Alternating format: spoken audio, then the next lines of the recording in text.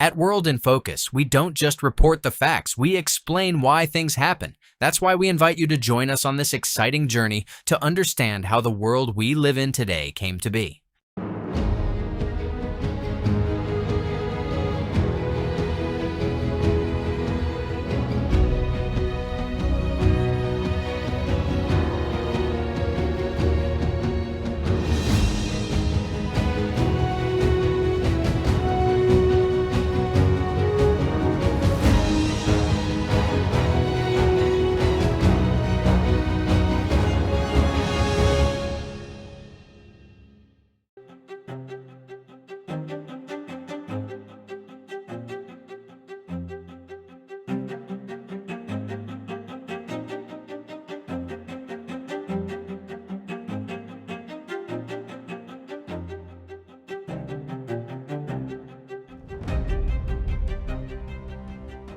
On December 25, 1936, the uprising of multiple military forces began in different parts of Spain against the left-wing government of the Popular Front, which won the last elections held in February.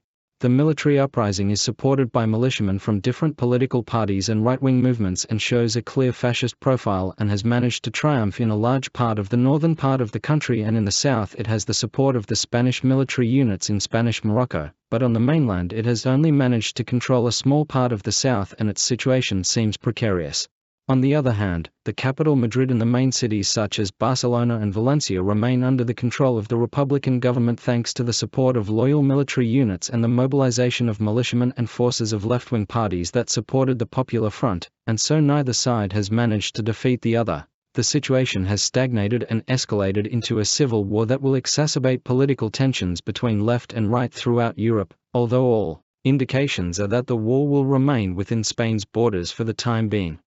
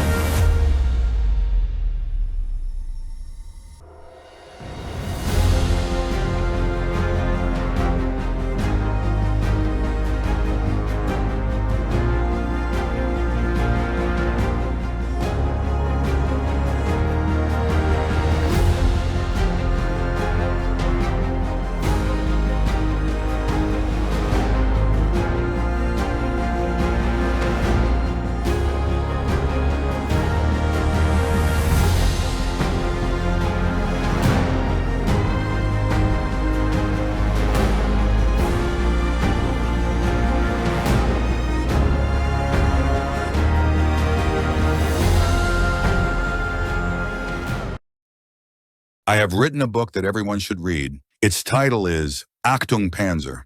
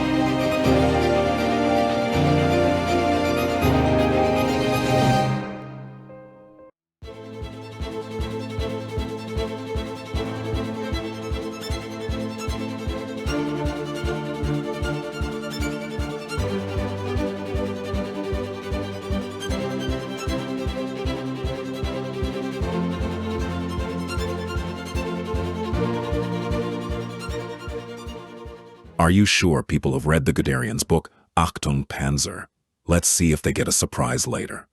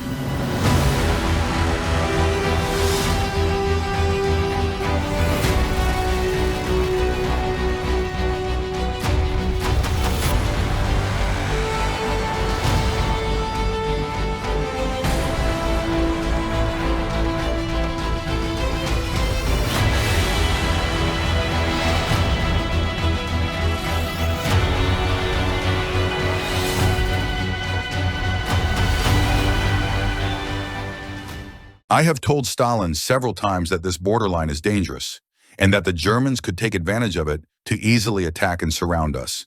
But he refuses to listen to me.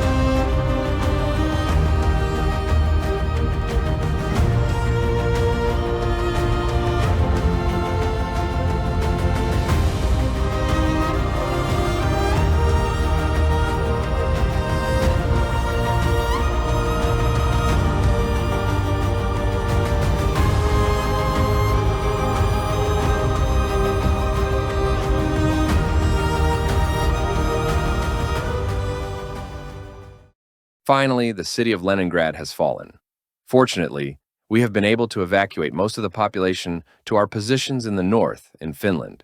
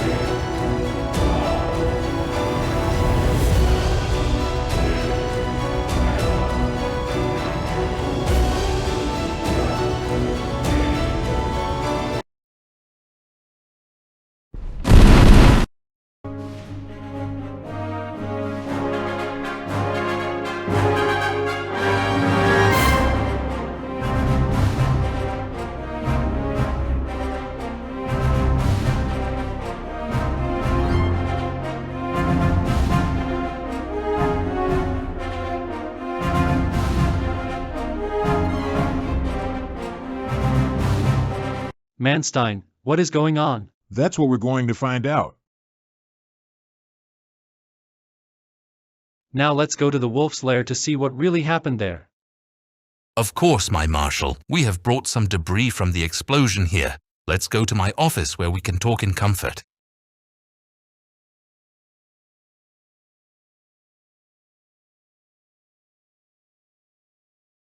And now tell us the whole story from the beginning. It all started with a visit from Colonel Stauffenberg. I don't think you know him. He wears an eye patch and is missing his right hand as a result of injuries sustained on the Southern European front. He came to see me about 2 months ago. I had been told that he was a determined man with very clear ideas. The truth is that he was very direct from the start. He was convinced that Hitler's decisions were leading Germany to disaster, and he asked me if it was possible for the Army High Command to arrest Hitler and remove him from power. I told him that was unthinkable, that although there were significant disagreements, no one was considering such action. I also told him that if Hitler were removed from power, the Nazi Party would still be there, and Göring or Himmler would claim his position as supreme leader. He then told me that this was the only thing holding him back. I found this to be an arrogant response from someone who does not take his limitations into account. I did not hear from him again until yesterday, April 12th. Hitler had called a meeting with Field Marshals von Rundstedt and von Kluge. Von Kluge? That cryptic and deceitful boor. Both are dead. They died alongside Hitler in the explosion. But please don't interrupt me. It's important to follow the chronology of events. Himmler was also invited to the meeting with the marshals assigned to the Western Front, as Hitler was very impressed by the recent successes of the SS divisions in France, and was even considering the possibility of them advancing to the coast and cutting off the Allied front. He was willing to give them a greater military role, and even give Himmler direct command of large forces on the Western Front. All of this was to be discussed at yesterday's meeting on the morning of April 12th. The meeting was scheduled for 10 a.m., and before it began, I was surprised to see that Colonel Stauffenberg had been invited, which surprised me greatly, as his rank was not high enough to attend a meeting of that level. However, it appeared that he had been assigned to the Reserve Army, in charge of security in Berlin, and given the proximity of the Allies to German territory, he had been invited to the meeting. Of course, I remembered his harsh words against Hitler 2 months earlier, but that morning his attitude was clearly more discreet. As soon as he saw me, he asked if I would be present at the meeting. I told him no, that my job was to be in charge of communications, and I would not be present at a meeting of that level. Besides, I don't have as close a relationship with the invited marshals as I do with you two. He told me that was fine, that communication was very important. I thought it was a ridiculous answer to a polite question. He then told me he needed to prepare for the meeting because he had to present the reports he was carrying in his briefcase, and he only has his left hand and is missing some fingers on that hand too. So I accompanied him to a room where he could be alone. Then I had to insist that the meeting was about to start, and he finally left the room with his briefcase and arrived just as the meeting began. Marshals Keitel, von Rundstedt, and von Kluge were there, along with Himmler, and of course, Hitler himself. A few minutes later, at approximately 10:15 a.m., I received an urgent call for Stauffenberg. The caller insisted that I had to notify him, even though he was in a meeting with the Führer. I agreed, entered the room, and notified him of the call. Stauffenberg then left, and after a brief conversation, he told me with great conviction that a bomb had fallen on his house where his wife and daughters were. The house had collapsed, and they were trying to rescue them. He told me he had to leave immediately, but he insisted, and in fact forbade me from entering the room and interrupting the meeting, as it was at a very important moment. When the meeting was over, I should tell Hitler and the other attendees the reason for his departure. It seemed natural and perfectly understandable to me. Of course, at that moment I didn't think about it, but Stauffenberg left without his briefcase. A few minutes later, at 10:30 or 10:35, the bomb exploded. After the initial shock, we began to identify the dead and help the wounded. It soon became clear that Hitler had died. His body had taken the full force of the explosion.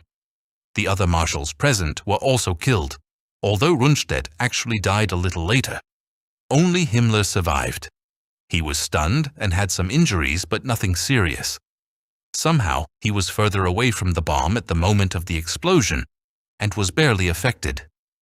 But his reaction was very unpleasant, especially when he realized that Hitler had died. We wanted to help him, but he rejected us. It was clear that he thought we had participated in or collaborated with the attack. He also said that this had to be Göring's doing.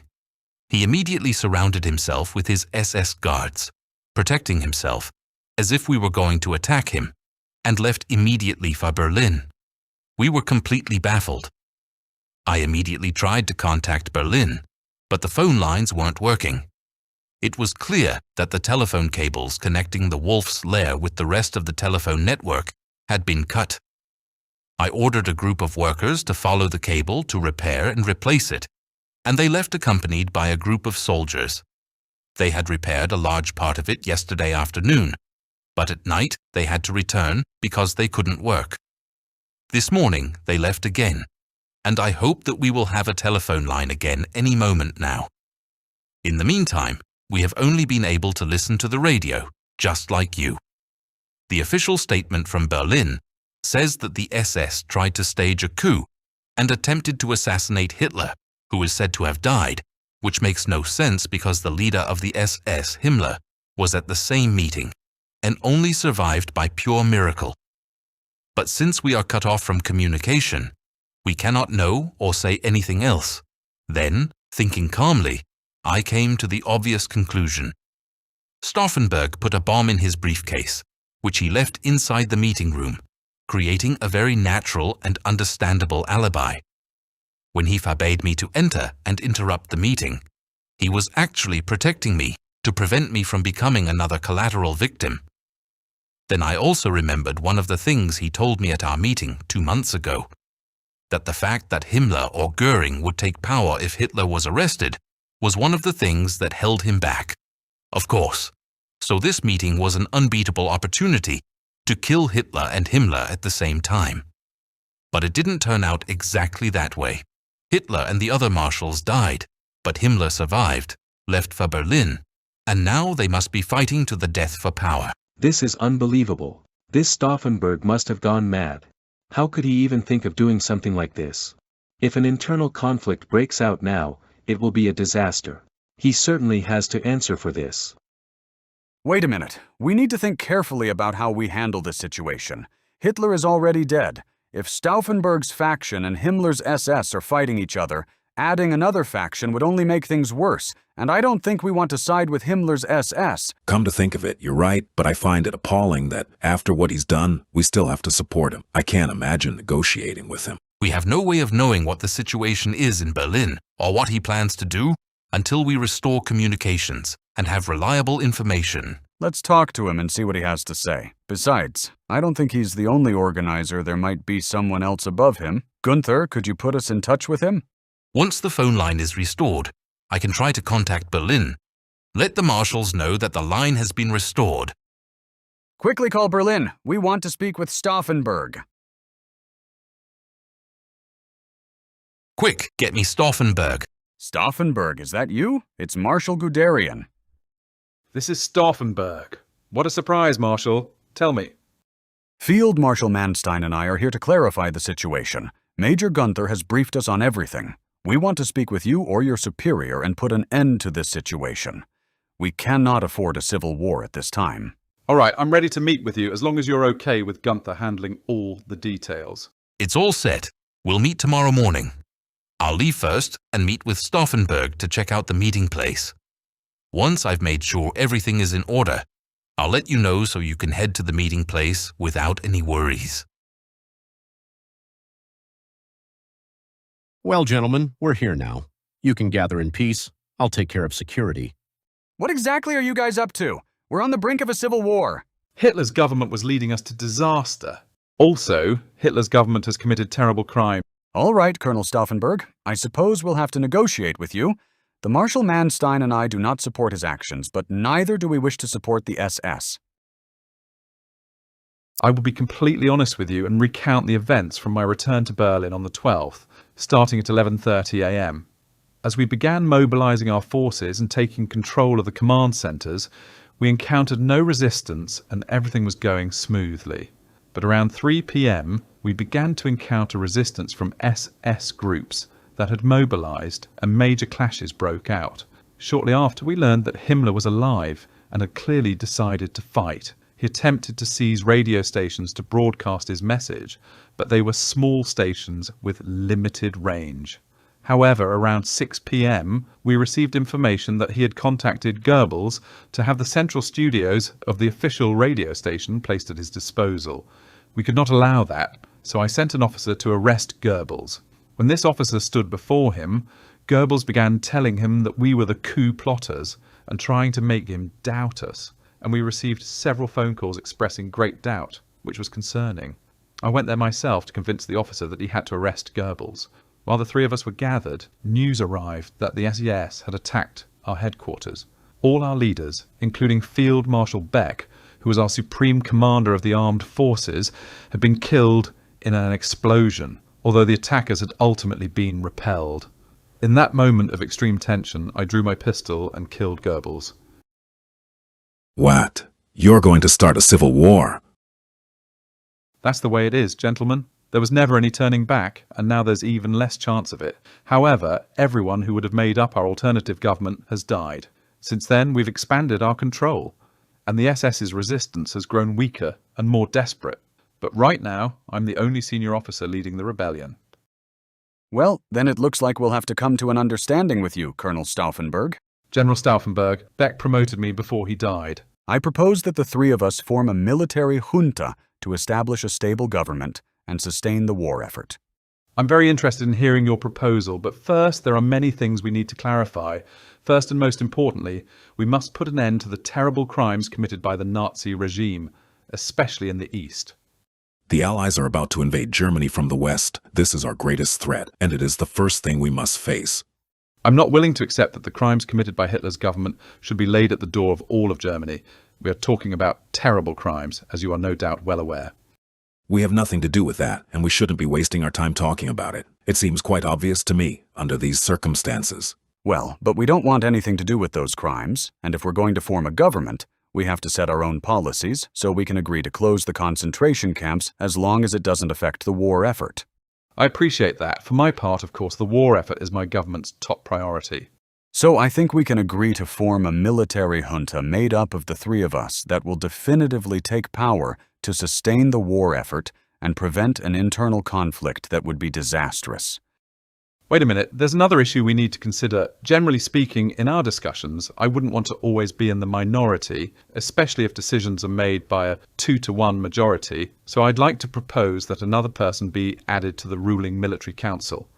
You might say, since you mentioned that the other members of your group had died. That's right, but I'd like to nominate General Erwin Rommel to join our military council as well. I know he's only a general, not a field marshal like the two of you, but unlike me, he was already a general before the war began. Rommel? He had a brief stint in North Africa, but by the time he was stationed there, the Italian position was already untenable. Mussolini took too long to ask for help. Then he served in various posts on the Eastern Front and, above all, on the Western Front after the Allied landing in France. Was he also part of your group of conspirators? Not exactly. He shared the criticism of Hitler's military leadership and the rejection of the Nazi regime's criminal acts, but he insisted on removing Hitler through peaceful means, which was obviously unfeasible. He had no direct connection to the coup, but I'm sure he'll agree with our arguments. All right, I have no objection. Furthermore, if you agree, we can have Gunther serve as an assistant to the military junta. He would handle organizational matters, and he is someone we can trust. That sounds perfect to me. Prime Minister, we have a call from President Roosevelt. Winston, we need to discuss something important. I'm afraid it's bad news. Franklin, what's the matter? We've suffered a serious defeat in the Pacific. Goodness, was it really that bad? Yes, we currently have 6 fleet aircraft carriers in the Pacific. While fighting over some disputed islands in the South Pacific, there was a major naval battle, and we lost 5 of the 6 fleet carriers, as well as a light carrier and an escort carrier. We have confirmation that the Japanese lost only 1 and may have another damaged. The result has been a disaster. We can no longer defend the southern islands, and we must consider the danger of a Japanese landing in Hawaii or Australia. My God, that really is serious. Yes, and now comes the worst part, Winston. After this defeat, the voices calling for an end to our intervention in Europe have grown louder. They're demanding we focus on Japan first and reach an agreement in Europe, or simply withdraw from the war against Germany. Suddenly, I find myself in the minority, facing the danger that they'll force a vote in Congress, or worse yet, there are elections in a year and a half. If I refuse to give in to their demands for now, I might be able to maintain our alliance, but there's a risk that a candidate completely opposed to intervention in Europe could win next year's election. I understand. It's a very complicated situation, but it's been a year and a half. We still have time, and our forces are close to entering West Germany. Yeah, but the Japan First faction has become very powerful now. I don't know if we'll have that much time. Frankly, I'm afraid we won't. Winston, with all the pain in my heart, we must begin to consider a U.S. withdrawal from Europe, and under these conditions, it might be better to reach a bad agreement than to keep fighting without our support. My God, Franklin, the situation really is serious. Excuse me, someone's talking to me. But what do you want? Can't you see I'm talking to the President of the United States? Prime Minister, I have very important news that I'm sure will be of interest to both of us. We can now confirm the information. There has been an assassination attempt on Hitler, and according to German radio, Hitler is dead, and the SS is said to have led an attempted coup, though the latter seems unclear. In any case, major clashes are taking place over control of government centers between German army forces and the SS. I insist that there are conflicting reports and a great deal of confusion regarding this, but at least what I have told you is confirmed. Unbelievable. Let me know right away if anything comes up. Winston, what's the matter? Franklin, it's incredible. I've just been informed that Hitler has been killed in an assassination, and German army forces and the SAs are clashing for power in Berlin. I truly believe that God himself has come to our aid. Oh my God, that really is great news. This changes everything. Of course, we'll have to see how it all turns out in the end. But if this helps us reach an acceptable solution in Europe, you can definitely count on my support. I thank you, Mr. President. It's clear that whatever the difficulties and circumstances, we'll face them together to the best of our ability. Of course, and Winston, keep me informed. Of course I will. Until next time, Franklin. General Rommel here. You sent for me. Welcome, General Rommel. We have confidence in you. Thank you for your trust. I'll do everything I can to help. All is lost, but they certainly won't take me alive. What? The Japanese have scored a major victory in the Pacific. Keep me informed immediately of any developments. Our original plan has always been to reach a peace agreement with the Allies immediately. Now it seems we've had a stroke of luck. According to the information we've received, the U.S. has suffered a serious naval defeat in the Pacific. Under these circumstances, it seems more likely that they'll be willing to reach an agreement. You, General Rommel, will be in charge of contacting the British government to see if they're truly willing to sign a peace treaty. This is German General Erwin Rommel. I would like to speak with Prime Minister Winston Churchill. Scenario, German General Erwin Rommel, speaking on behalf of Germany, announces that Germany is willing to negotiate peace with the Allies on acceptable terms. What would the British government's response likely be? The British government is reportedly interested in reaching an acceptable peace agreement, but it has to be one that everyone agrees on. We'll do our best, and we'll stay in contact.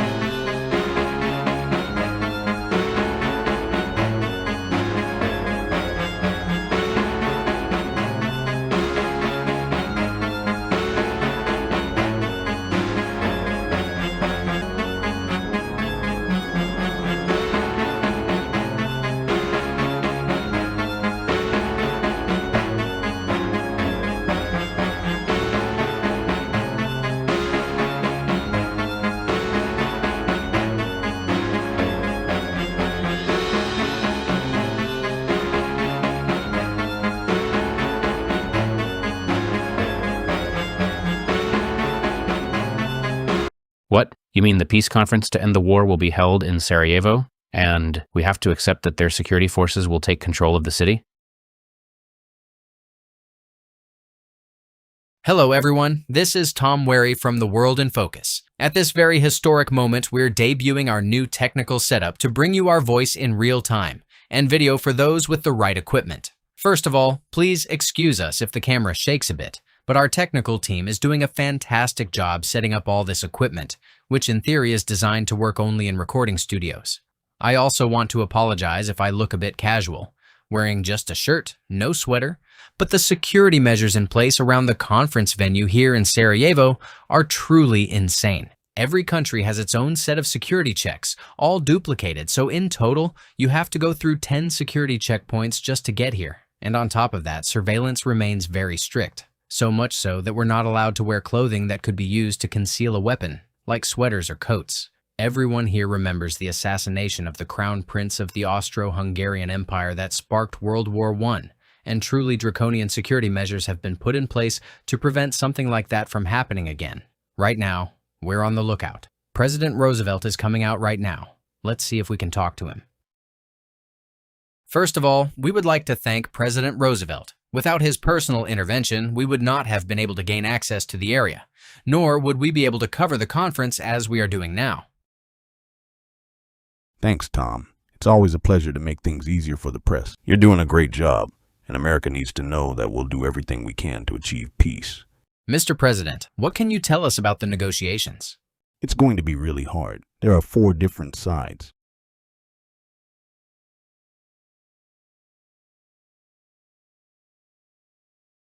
Mr. Prime Minister, given this final outcome, tell us, is this the peace we're seeking, or just another 20-year truce? It has been a very difficult war, and peace will also be very difficult. That is why the UK and the US must remain united more strongly than ever. That's all we can tell you from Sarajevo. God bless America.